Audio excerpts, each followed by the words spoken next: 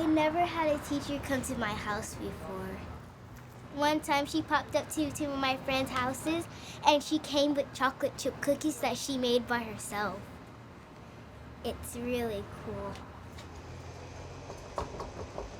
Not sure if it works in the way. Hey, going this way? Okay.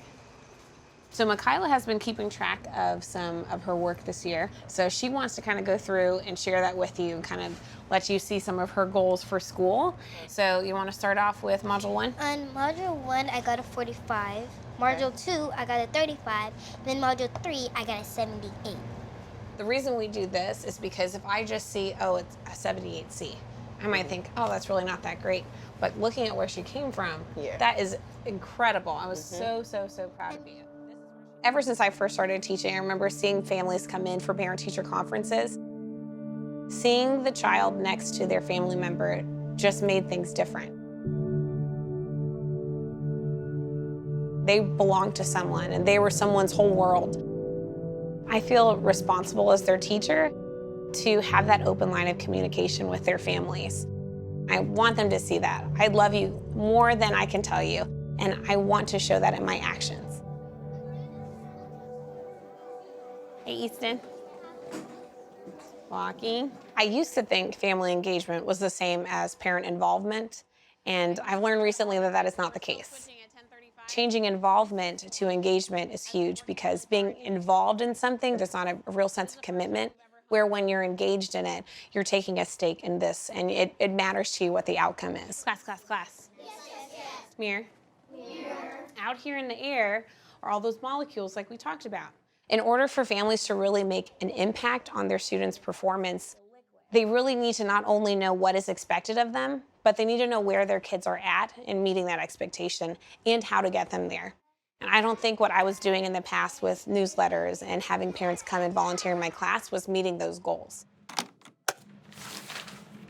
Technology really helps a lot with engaging families. I've started doing Facebook Live. That has really been powerful in helping those families who especially can't come during the day to sit into a classroom lesson. Welcome, everybody. We've been doing some pretty tricky stuff in math, something called distributive property. It is really easy. I took home some chart paper from school and I wrote down a few problems, just set up my iPad, and bam, we're live. It's more than me just telling them I have a daughter. It's more than me just telling them we got a new cat.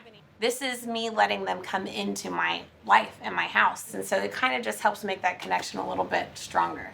Bye, guys. Have a great night. Thanks for joining us. See ya.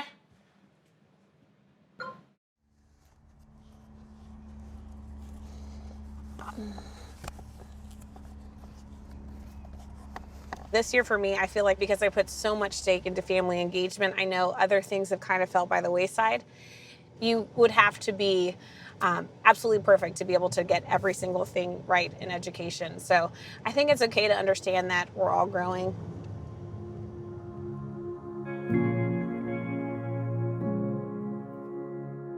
Building relationships isn't easy. I have to fight every single day to build that relationship with my husband. I have to work every day to build a relationship with my kids and my coworkers. And so that's something I think I see with my students. I would love for it to be easy to build relationships with them, but nothing worthwhile ever is. I want them to really, truly believe that they are capable of doing whatever they set their mind to, that it's going to take hard work, it's going to take practice.